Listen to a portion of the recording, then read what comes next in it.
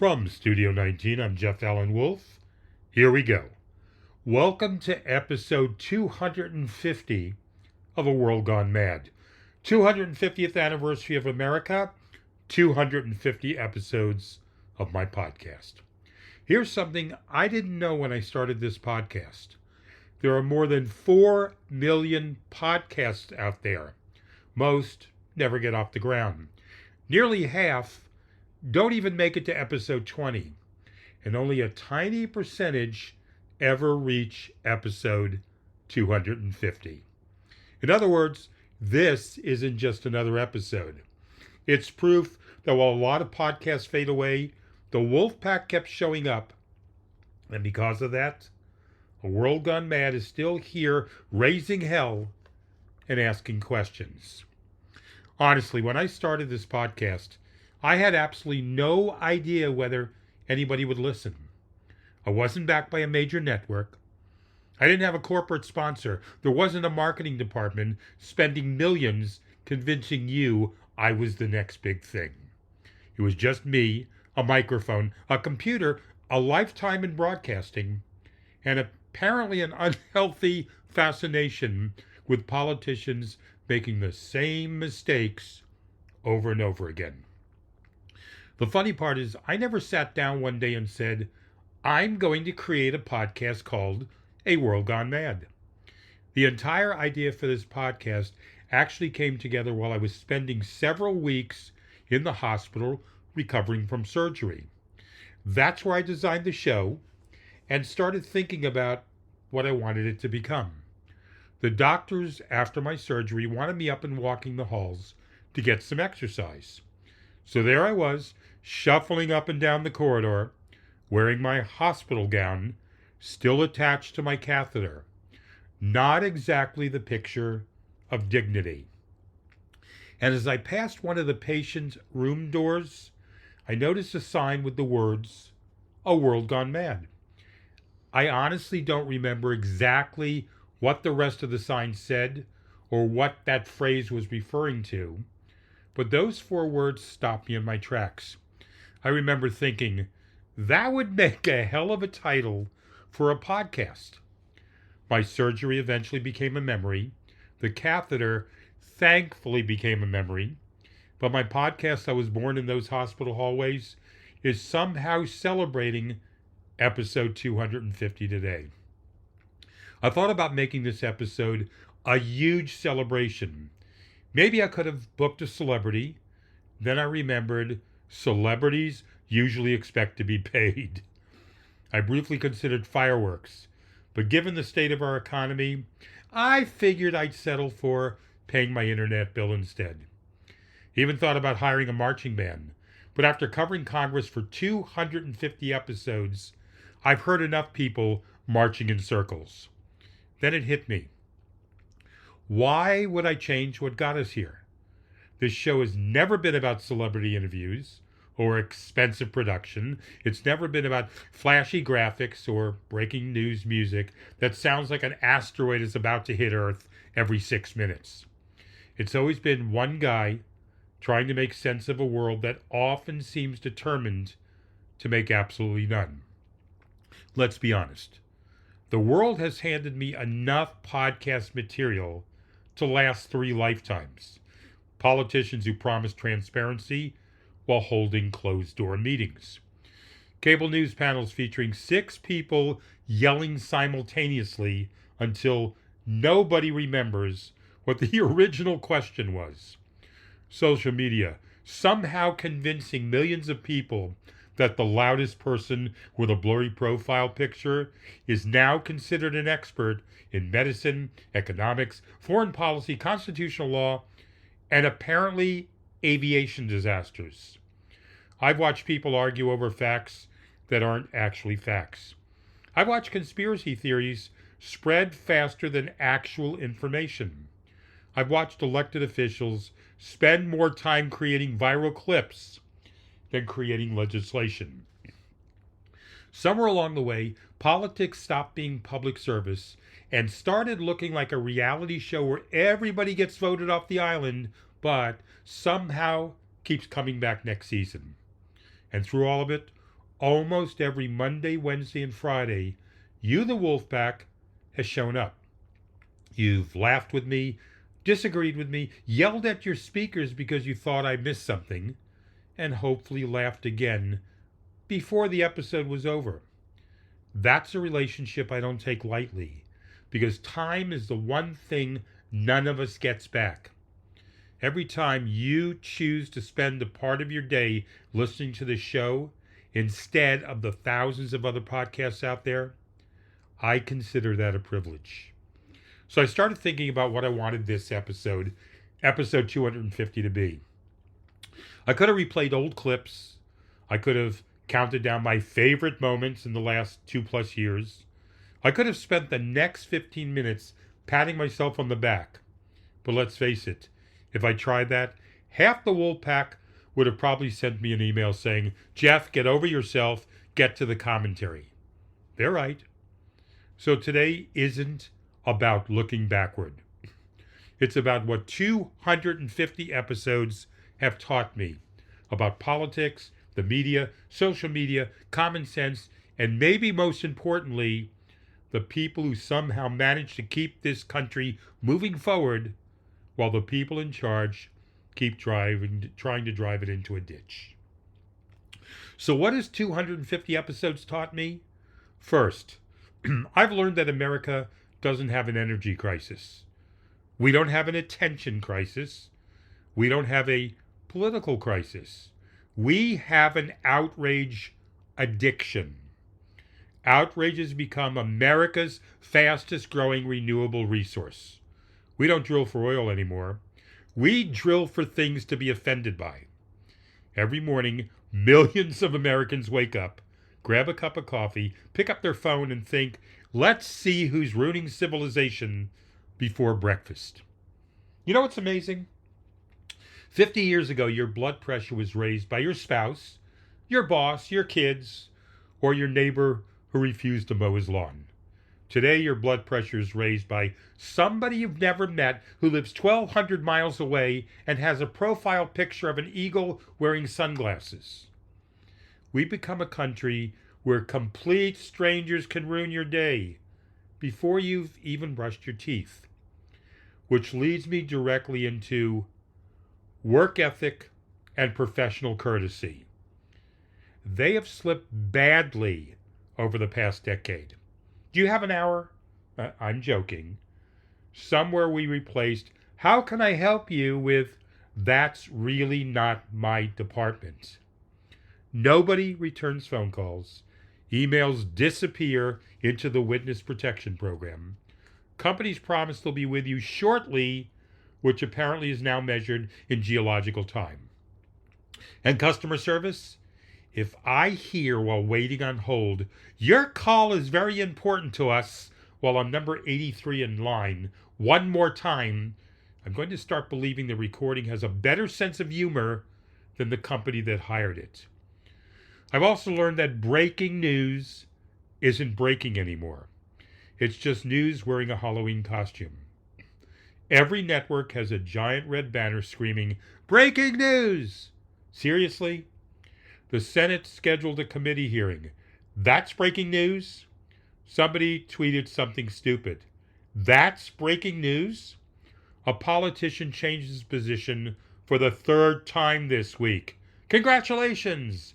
That's called Tuesday. Cable news has figured out that if they play dramatic music behind literally anything, your brain assumes the Constitution is on fire. They could interrupt programming with, "Breaking news. Sources confirm the president has switched from Diet Coke to iced tea."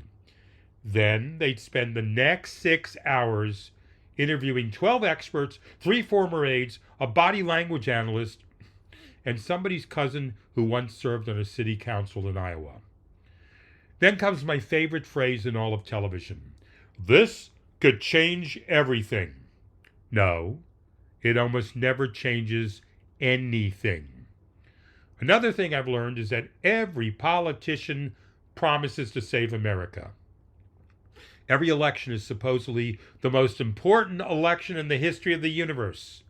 Apparently, George Washington crossed the Delaware so somebody could spend $400 million on campaign ads telling me my life will end if the other guy wins a Senate seat in Nebraska. Here's a crazy thought, Wolfpack. Before a politician tries to save America, could they try saving the self-checkout at the grocery store? Every machine you're at says, unexpected item in the bagging area. Yeah, it's the freaking groceries. That's literally why I'm here. If politicians can solve that, then maybe I'll trust them with the national debt. Social media has taught me something even stranger. We somehow decided expertise is overrated. Scientists spend 30 years studying infectious diseases. Economists dedicate their lives to understanding markets. Constitutional scholars spend decades interpreting the law. Then on the internet along comes someone named Patriot Eagle 1776, whose qualifications appear to be owning a flag and typing in all capital letters. And suddenly millions of people are saying, now that's a guy who really gets it. Somewhere along the way, we confused having an opinion with having evidence. Those aren't the same thing. I can have an opinion that I'm 6'7" and could still play in the NBA. Reality has a slightly different scouting report. Confidence has become more valuable than competence. We reward certainty even when it's completely disconnected from facts. You ever notice the people who actually know what they're talking about usually begin with, well, it's complicated. The people who have absolutely no idea what they're talking about begin with, everybody knows. No, everybody doesn't know. That's why we're having the argument. After 250 episodes, I think that's the biggest lesson of all. We become so obsessed with winning arguments that we've forgotten how to have conversations. Somewhere between cable news, social media, and politicians who discovered outrage polls better than honesty, we stopped listening. Everybody's broadcasting. Nobody's receiving. The irony is that despite everything I talk about on this podcast, despite all the madness, all the politics, all the social media insanity, every time I go to the grocery store, every time I walk my dog, every time I meet people in everyday life, some Americans are still holding doors open for each other. They're helping strangers change flat tires. They're volunteering at food banks. They're checking on elderly neighbors after a storm. Maybe that's why I keep doing this show, because the people making the headlines aren't the whole country. Over half of the country is still trying to live a decent life. After 250 episodes, that's one thing I'm pretty hopeful about. Okay, Wolfpack. Now it's time for something I think should become an annual tradition from me. Every January, the president gives us the State of the Union, right? Today, on episode 250 of A World Gone Mad, I'd like to present the first ever State of Sanity address. First, a very important disclaimer from me. Unlike Washington, these grades aren't influenced by lobbyists, campaign donations, focus groups, or whether somebody invited me to a fundraiser with rubber chicken and bad coffee.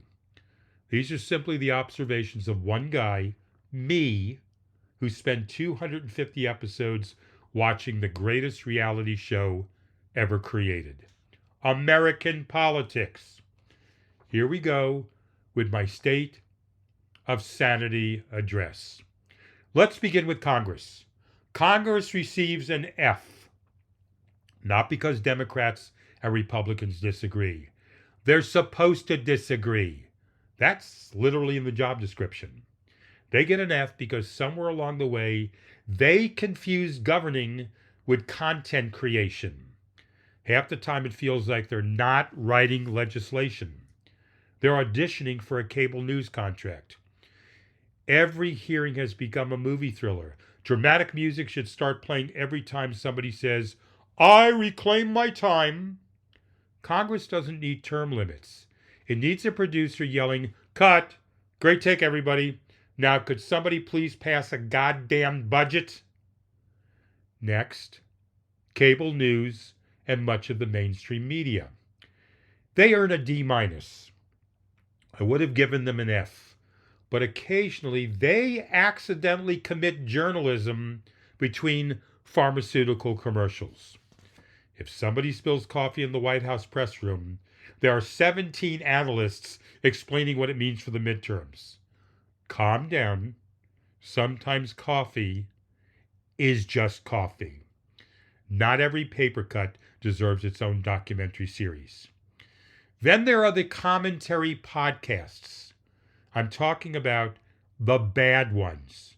You know the ones. Every episode is titled, "The Shocking Truth They Don't Want You to Know." I give them an F. Apparently they are the busiest people in America. They don't want you to know anything. They don't want you to drink coffee. They don't want you to buy an electric car. They don't want you to eat bread. They don't want you to trust doctors. They don't want you to trust scientists. They don't want you to trust your toaster. Who exactly are they? At this point, they need a vacation because they're working around the clock trying to keep secrets from people, recording in a spare bedroom with a ring light and a microphone named Destiny. And some more observations on social media. I give it an incomplete because I honestly can't decide whether it connected humanity or convinced humanity to lose its damn mind. X is where everybody goes to prove that having Wi-Fi and having wisdom are completely unrelated. TikTok can teach you how to make chicken parmesan, replace your kitchen faucet, dance like you're 22 again, and convince you that the earth is hollow. All of this before lunch. Human civilization has never had more information available in the palm of its hand, and somehow we've become experts at using it to watch somebody pressure wash a driveway for 45 minutes. And now to political consultants. They receive an A+ in one category only: spending other people's money. If consultants actually knew how voters think, every election prediction would be correct. Instead, every 2 years they tell candidates to connect with ordinary Americans. Then they produce a television commercial where the candidate awkwardly holds a shovel that's never touched dirt, stands in front of a pickup truck they've clearly borrowed 10 minutes earlier, and tells us they understand everyday struggles. Seriously?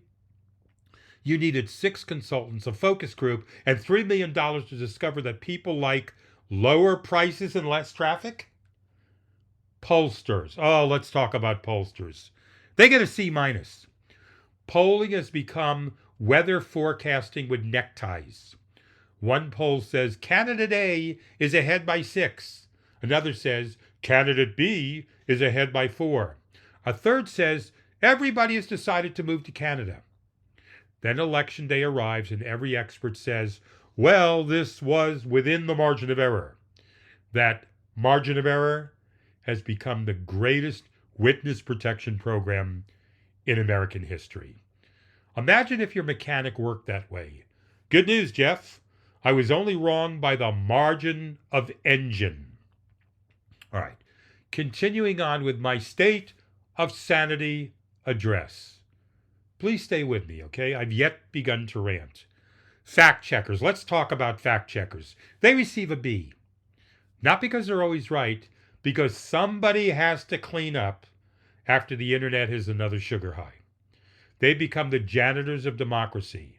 Unfortunately, we're living in a time where some people don't care whether something is true.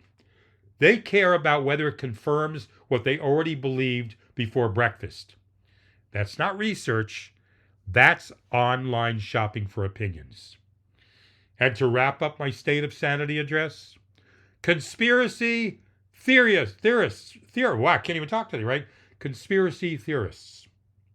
They receive an A for imagination and an F for evidence. I almost admire the creativity. Somewhere someone connects crop circles, the Federal Reserve, Elvis, fluoride, penguins, medieval manuscripts, and a traffic jam outside Toledo into one magnificent 12-hour YouTube documentary. I can't even assemble an IKEA bookshelf without leftover screws, but somehow these people have solved every mystery in human history using a blurry photograph and a guy whispering into a webcam. So that's my first state of sanity address. If your favorite institution received a bad grade, don't worry, there's always next year. To the Wolfpack. After all the sarcasm, all the jokes, all the commentary, and everything I've talked about over the last 250 episodes, people occasionally ask me why I keep doing this. This is not a hobby for me, everyone.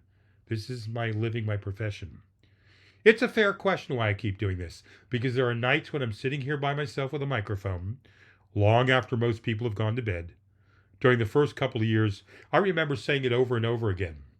I'm sitting in a room talking to myself. That's exactly what it felt like.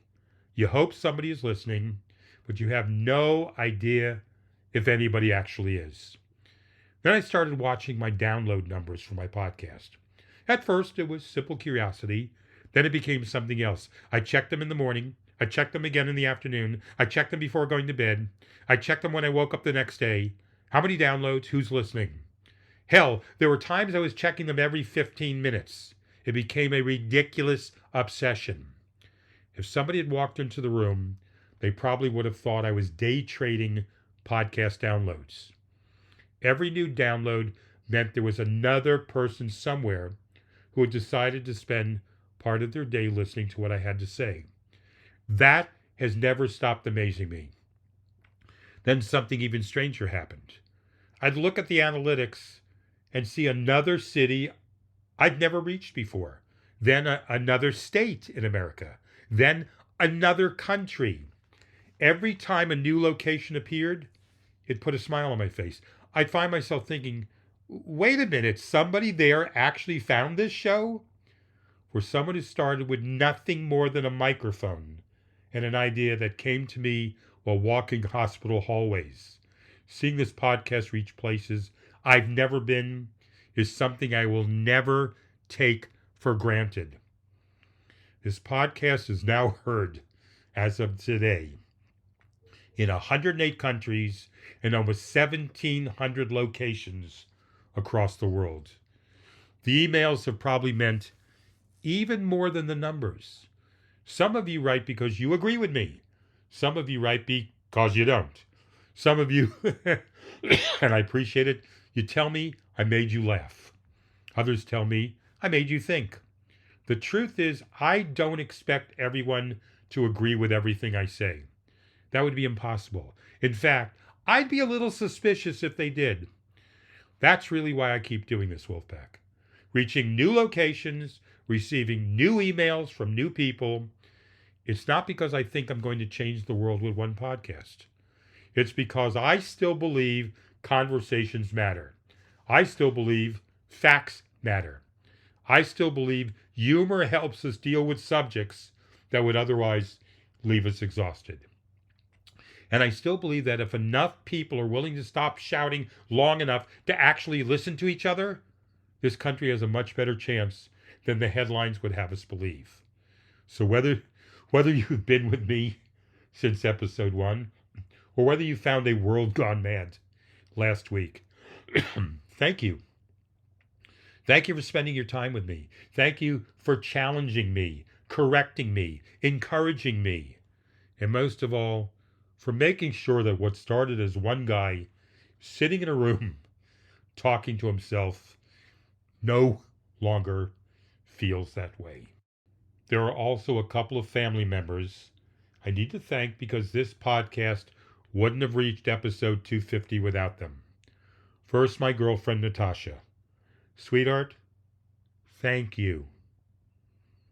For going on 3 years, you've watched me put this show together week after week. You've heard me yelling at my phone, yelling at my computer, and probably wondering if I was arguing with technology or Congress. You've put up with my mood swings when a story got under my skin. You've patiently waited while I disappeared after dinner because I still had an episode to finish and record before it got too late in the evening. Through all of it, you've never once asked me to stop chasing something I believe in. You've supported me every step of the way, 110%. I honestly couldn't have done this without you. And I want you to know how grateful I am for everything you've done and continue to do. You were there with me through the health issues, the hospital visits, the stress each week, with the show, and with personal family situations. I love you. And then there's Cooper and Phoenix. Cooper, my golden retriever, and Phoenix, my Maine Coon. They probably have no idea what a podcast is. They just know I lock myself in a room. And frankly, they are both better off because of it. But after spending hours researching stories that could make a saint lose his patience, after recording an episode that left me frustrated or angry at what was happening in the world, I'd walk out of the studio and there they would be, a wagging tail and a cat waiting for attention, taking a few minutes for me to hug them, pet them, and just leave the madness behind, help me reset more times than they will ever understand. Cooper and Phoenix reminded me there was still something simple, peaceful, and good waiting just outside that studio door. And finally, I've spent 250 episodes talking about a world gone mad. Here's the funny part. The world isn't what kept me going. You have, the Wolfpack listener. Every time someone writes and says, "Jeff, I don't agree with everything you said, but you made me think," I stop and smile, because that's all I've ever really wanted this podcast to do. If I can get you to think, question everything, like I say, look at an issue from a different perspective, then maybe this crazy experiment that started in a hospital hallway almost 3 years ago has been worth every minute. So tomorrow will become episode 251. And I have a feeling the world isn't suddenly going to regain the sanity overnight. We'll probably wake up to another political scandal. Somebody on cable television will overreact before they've had their first cup of coffee. Congress will discover another creative way to disappoint us. Social media will confidently declare civilization will collapse by Thursday, then quietly move the deadline to next Tuesday when it doesn't happen. And me, I'll still be, right here asking questions, making observations, occasionally yelling into my microphone, trying to find a little common sense hiding underneath all of the noise. Because after 250 episodes, I've learned something that no headline, politician, or algorithm has been able to convince me otherwise. I still believe most people are decent. I still believe humor beats hatred. I still believe curiosity beats certainty. I still believe facts matter. I still believe conversations matter. And I still believe this country is worth arguing about because it's worth fighting for. From the bottom of my heart, thank you for helping me reach episode 250. I couldn't have done it without the Wolfpack. Here's to episode 251 and whatever fresh madness tomorrow has planned. If you'd like to say hello, I'd love to hear from you. You can email me anytime at wolfpacktalks@gmail.com. I read every email, and I truly appreciate hearing your thoughts, your opinions, your disagreements, your encouragement, and your ideas. Until Wednesday, episode 251, thank you for being part of the Wolfpack. I'm Jeff Allen Wolf, and this is A World Gone Mad.